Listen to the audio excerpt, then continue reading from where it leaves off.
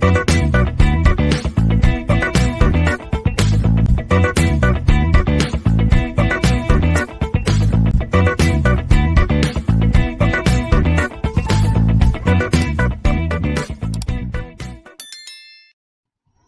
everyone, in this video we'll learn about important problem types and fundamental data structures.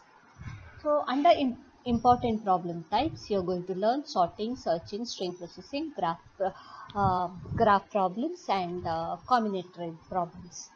And under fundamental data structure you're going to learn linear data structure, stacks, queues, heaps, graphs, trees.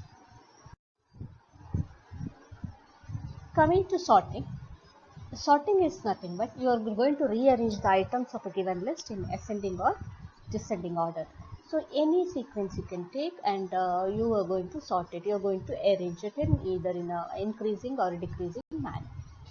Next, why it's sorting? It is always helps in searching. Okay, and algorithms often use sorting as a key subroutine. Then sorting key. A specially chosen piece of information used to guide sorting. That is, for example, if you want to sort the student records by names or by their register numbers and so on. So always sorting is done, that is the sorting of records are done based on some key. Examples for a sorting algorithms are bubble sort, selection sort, insertion sort, merge sort, quick sort, hook sort and all. So evaluating sorting algorithm complexity is based on the number of key comparisons. What are the two properties of any sorting? There are stability and in place. Sorting algorithm is called stable if it preserves the relative order of any two equal element in its input. And we can say that it is in place. Sorting is in place if sorting algorithm is in place if it does not require extra memory except possibly for a few memory units. So then we can say that it is in place.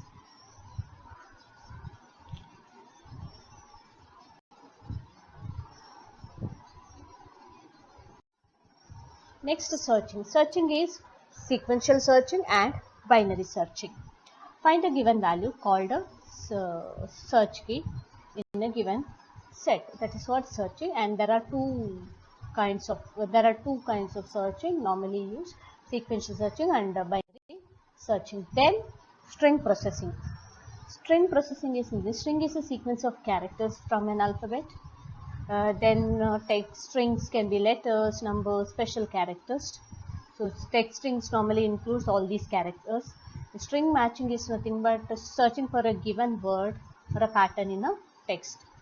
So if it is a DNA sequence, it involves the character AC G. Next, graph problems. Graph problems are nothing but that is, it can be a modeling of WWW, communication networks, project scheduling, all can be represented in terms of graph. Now, what is graph? What's the definition of a graph? Graph is a collection of points called vertices, some of which are connected by a line segments called edges. You can see in the figure. Examples of graph algorithms are graph traversal algorithm, shortest path algorithm, topological sorting algorithm. What is combinatorial problems? Combinatorial problems are nothing but it's related to permutation, combination, subset that satisfies the constraints and objectives.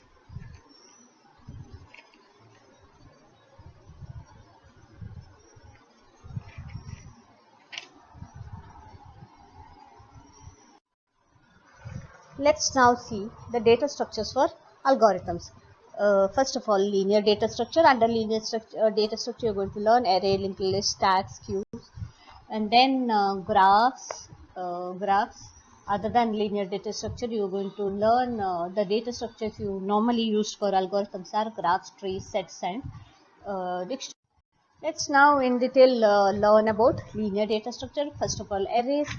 Arrays is nothing but it's a sequence of n items that are stored contiguously in a memory, computer memory, and normally array is accessed by a array element is accessed by its index, by a index. Next, linked list. Linked list is a sequence of 0 or more elements, sequence of 0 or more nodes which containing two kinds of information.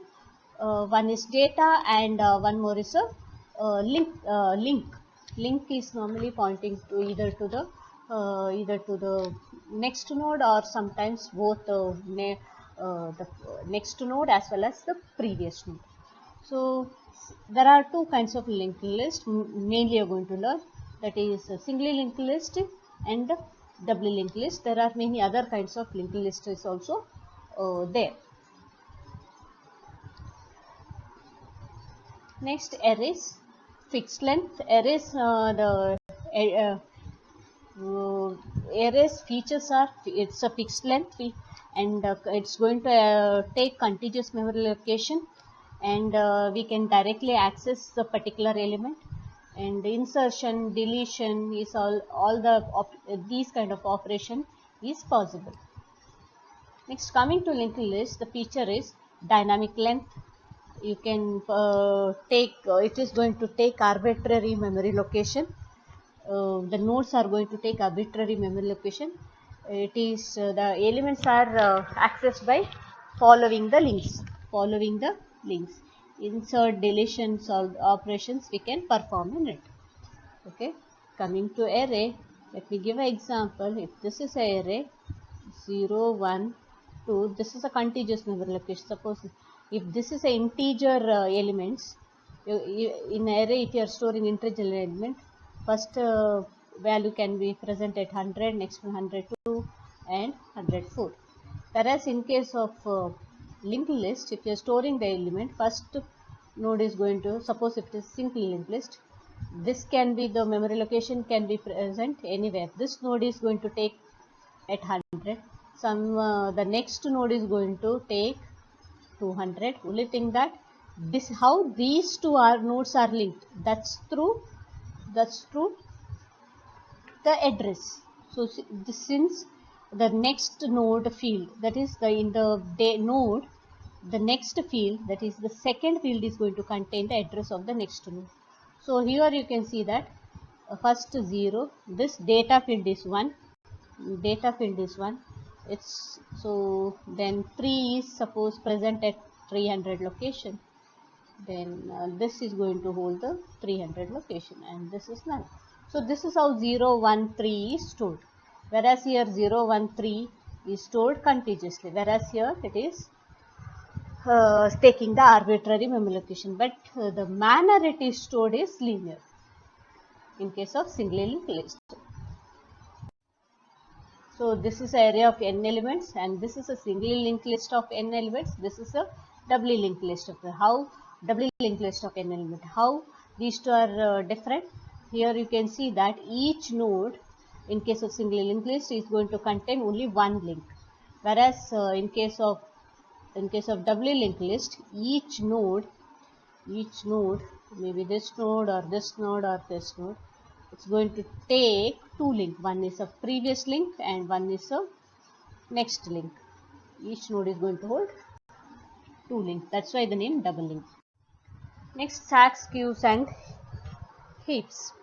Stacks. Coming to stacks, stack is the example is stack of layers. Insertion and deletion can be done only at the top end.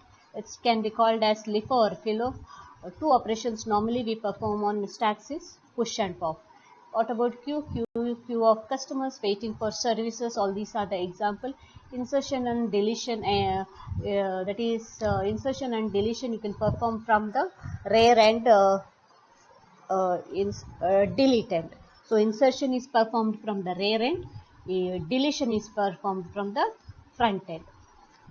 Normally queue is called as FIFO, first in first out, whereas LIFO, what is the full form of LIFO? Last in first out.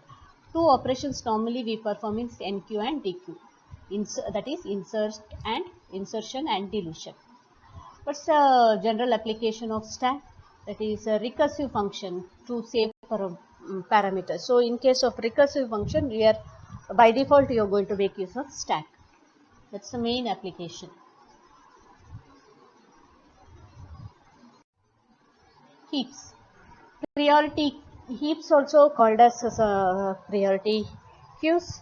So data structure for maintaining set of elements each associated with the key or priority with the following operation: finding the element with the highest priority, deleting the element with the highest priority, and inserting a new element.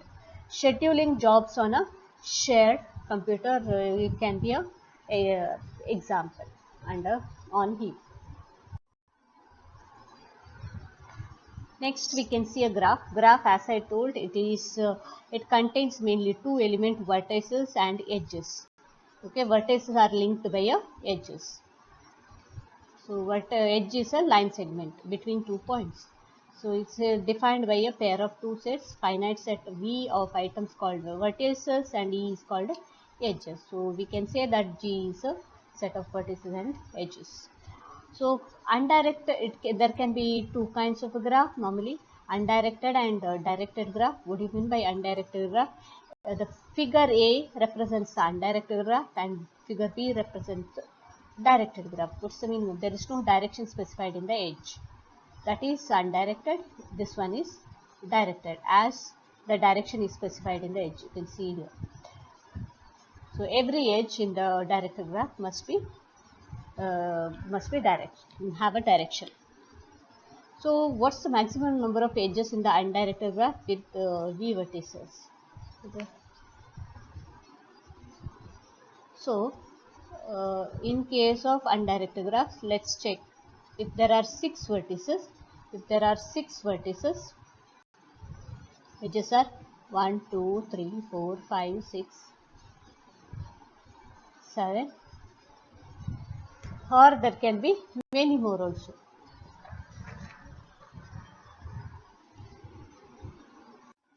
So let's to better understand this, let's consider a simple example. Okay, what can be the maximum number of edges?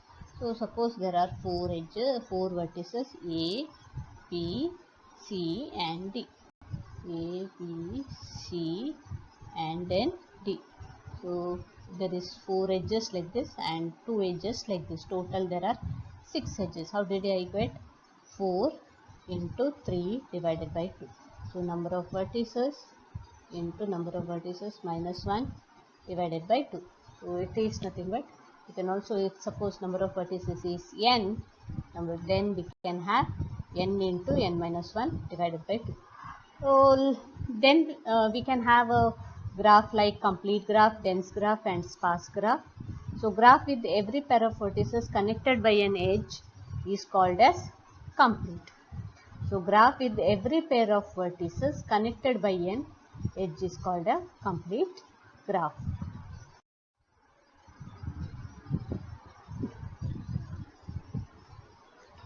Next we'll see how to represent a graph using a programming language.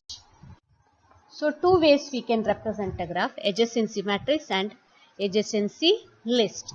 There are two ways you can represent a graph. If you want to program it or make use of the graph, then you can represent in adjacency matrix and adjacency list. So how to represent a graph in adjacency matrix, that we'll see. So first of all, you need to build a matrix for that. So how do we build? What is the order of the matrix that we are going to build? That will be based on the number of vertices. Suppose if this is a graph I'm going to consider, number of vertices here are 6. So then you need to have a 6 cross 6 matrix, and each row is labeled with each row as well as column is labeled with the nodes. So A, B, C, D, E, F, A, B, C, D, E, F. And if there is an edge between any any nodes, if there is a edge between any node, then you can represent it as 1, otherwise 0. So let's take, there is no edge between A and A, so columns are normally zeros. Then A to B, there is no edge, so 0. A to C, you can see there is edge, then you represent it as 1.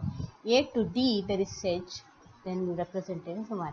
From A, you do not have an edge to any other vertices, so 0, 0. From B also, from B only you have edge to C and F, so from B you have edge to C and F, so represent as those columns as 1, 1, those cell values 1, 1. So rest as are 0. Similarly, you can fill the rest.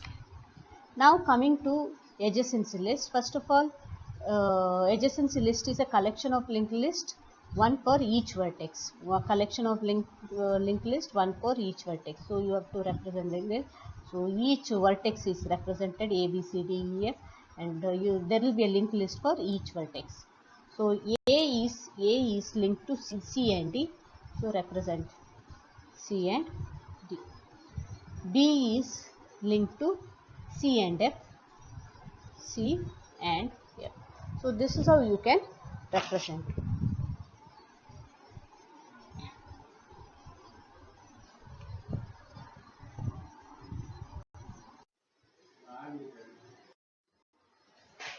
Next, weighted graphs. What do you mean by weighted graphs? So graphs are diagrams with numbers assigned to the edges. Graphs or diagrams with the numbers assigned to the edges. You can see in the graph, this is a weighted graph as there is a number assigned to the edges. And weighted graph is normally represented by a weight matrix or cost matrix. Weight matrix can also be called as a cost matrix. It's similar to adjacency matrix.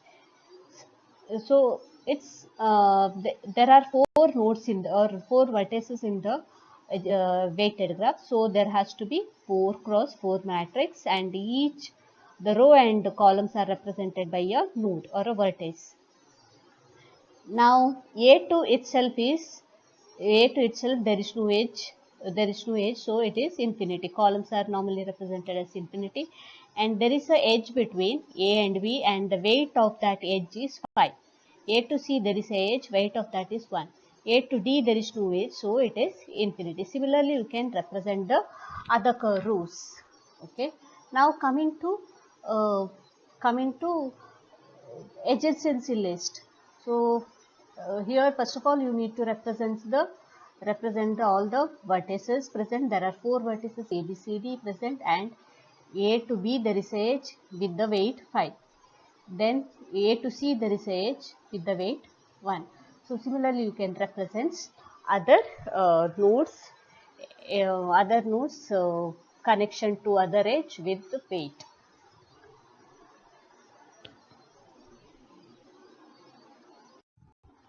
Now we'll learn the graph properties. That is mainly what is path and connectivity. Path is nothing but a path from vertex U to V of a graph G is defined as a sequence of adjacent vertices that starts with U and ends with V. What is the path between U and V? That is what. So suppose if I consider this as a graph, let's assume this graph I am going to consider. So what's the path between G to H? It can be G to F to H.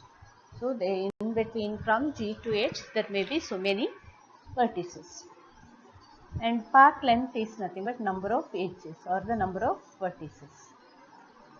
Number of edges or number of vertices minus 1.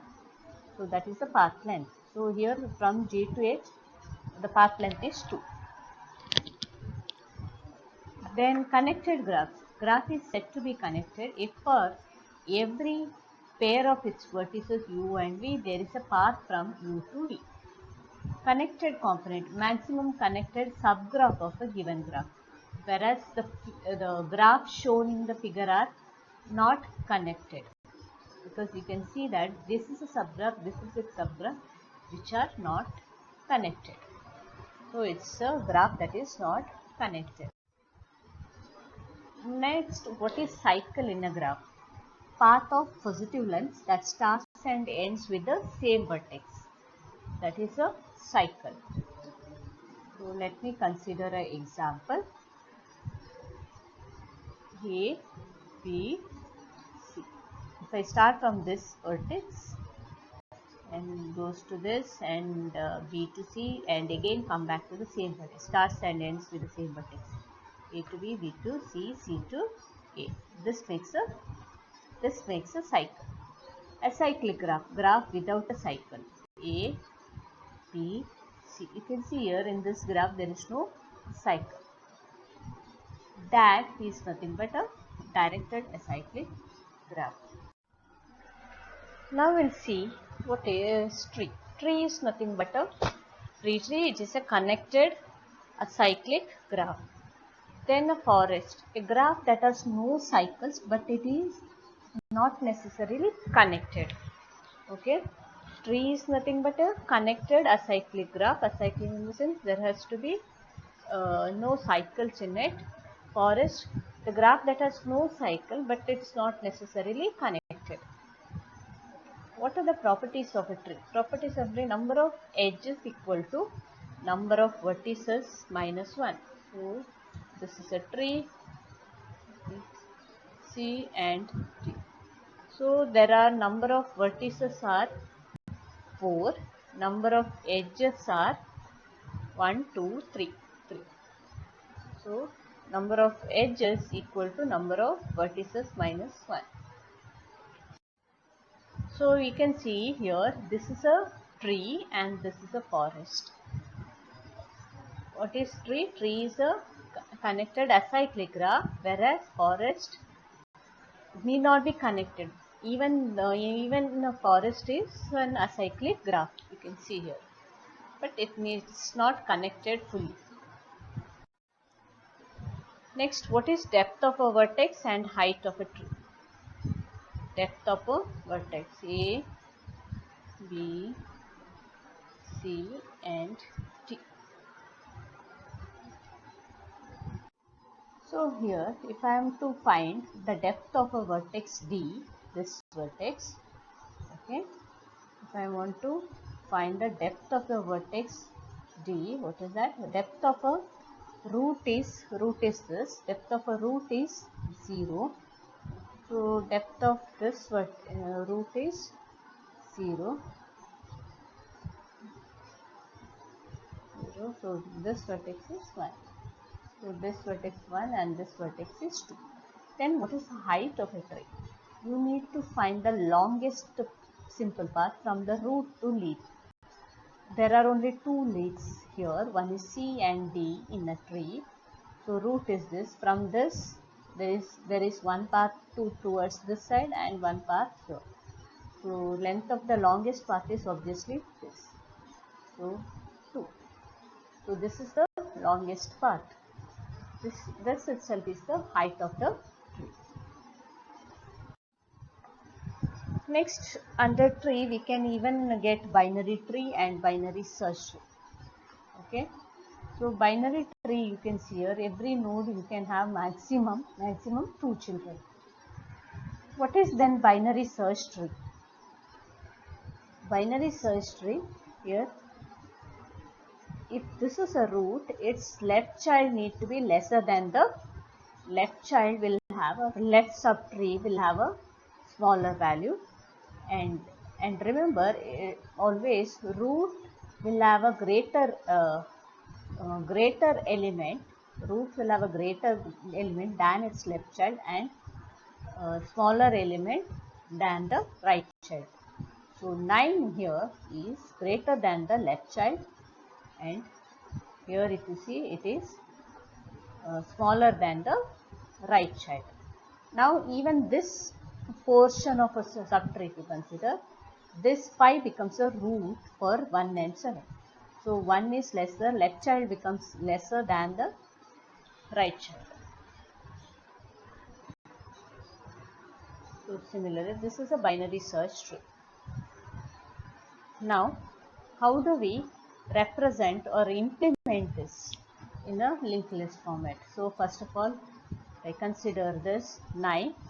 9 is a root. Your root head always should point to the root. Root will have each node here will have 2 pointers. One is a left pointer and right pointer. Left pointer will be holding left child and right pointer will be holding the right child. So remember, the node, each node here is holding the 3 fields, that is 2 for the left child and a right child and 1 for the data. So similarly, 5 is less than the root, so it will become a left child 5 and it will have a left pointer to a left child as well as a right child. Similarly, 12 is bigger than the root, so it has to become a right child. So from 12 there is no right child, that's why this portion becomes null. So there is a left child, so you have a pointer towards the left child of a 12, that is 10. So this is how you need to implement it. The last data structure we are going to consider is set. What is set? Set can be described as an unordered collection of distinct items. Remember, set will have a distinct items called elements of the set. Then what is multiset? Multiset is also called as BAT. It's an unordered collection of items that are not necessarily distinct. Okay. What are the operations normally we can perform on this? We can perform like searching, adding, deleting an item. All these operations can be performed. So what are the data structure used to perform these operation? Data structure what we normally use to perform these operations are called dictionary. So search for a item, add new item, delete an item can be performed. So data dictionary is a data structure we use to implement set or multiset.